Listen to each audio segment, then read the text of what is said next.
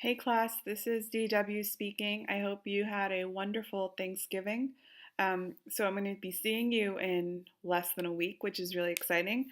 And I just wanted to check in with all of you.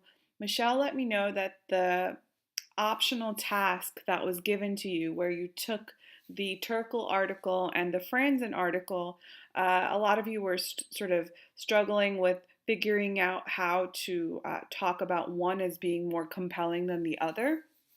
So I just wanted to sort of offer you suggestions. And I do know that you're absolutely right that this is more difficult than the kind of articles that we're used to, but it is still not impossible, right?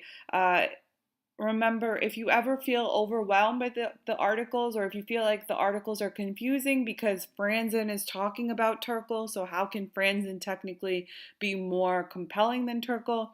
You're going to stick to the formula that we talked about, right? So identifying the argument Turkle is making, identifying the argument Franzen is making, and then figuring out a claim that each of them make to support their argument, right?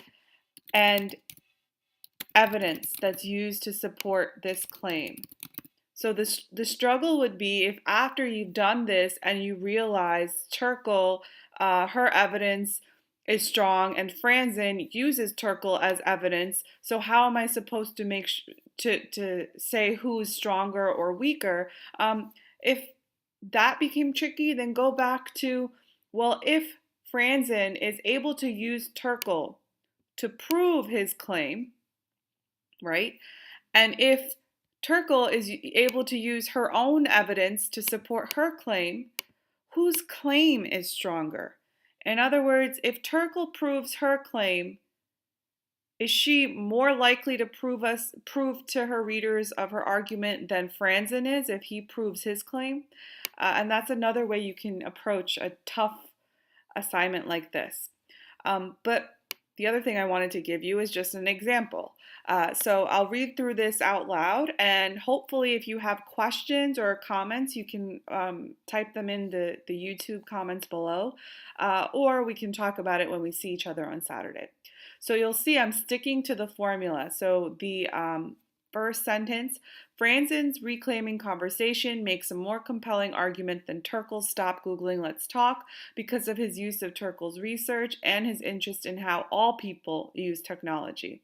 So again, who's more compelling and why? I do that from the very first sentence. Then my first body paragraph is going to talk about why one article is, or talk specifically about one article. So I write, Franzen argues that most of Turkle's points on technology are well researched, but that she is short-sighted in her ideas for solutions. He supports this argument by claiming one of Turkle's solutions would only benefit well-educated consumers.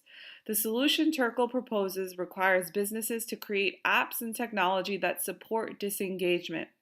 Franzen notes that this is a terrible idea because businesses would lose money, and in an effort to recoup the loss in profits, these same businesses would charge a premium that only well-to-do people could afford to pay.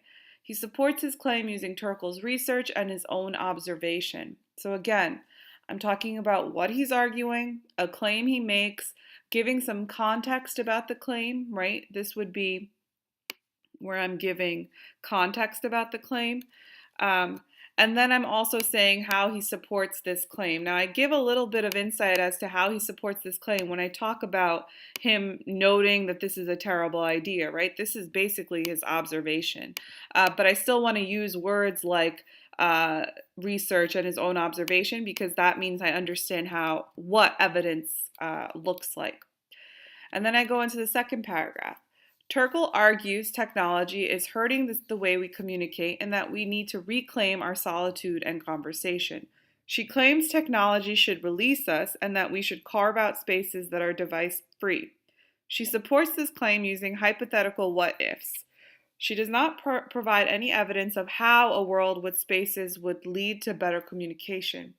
She also does not consider the role class plays in a newly trained technological world. Poorer people might not have the luxury of carving out spaces.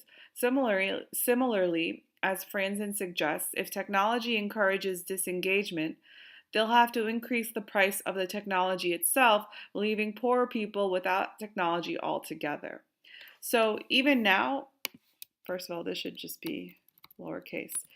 Even now, I could see ways I could improve this. For example, I would want to say he supports his claim using Turkle's research and his own observation, and maybe a sentence that says, this evidence is enough to convince readers that Turkle's solution would only benefit a specific class of people, right? So, making it clear that I'm really saying Franzen is the stronger of the two.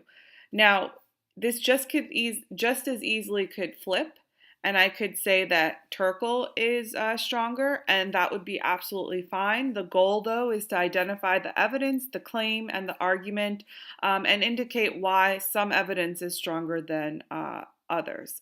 Hopefully, this is helpful.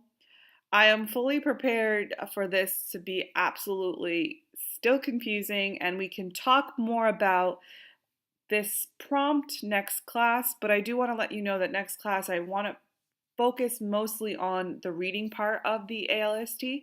So um, the work, what would be helpful is if you could do a lot of the questions and points of confusion and all that stuff, if you could do that sort of within this YouTube page, in talking to Michelle, or in writing on your Google Docs. And remember, you want to, if you're not trying this prompt, that's fine, but you do want to do some kind of writing between now and the next time we meet, just to sort of charge up those muscles. All right, I will see you on Saturday. Have a wonderful week.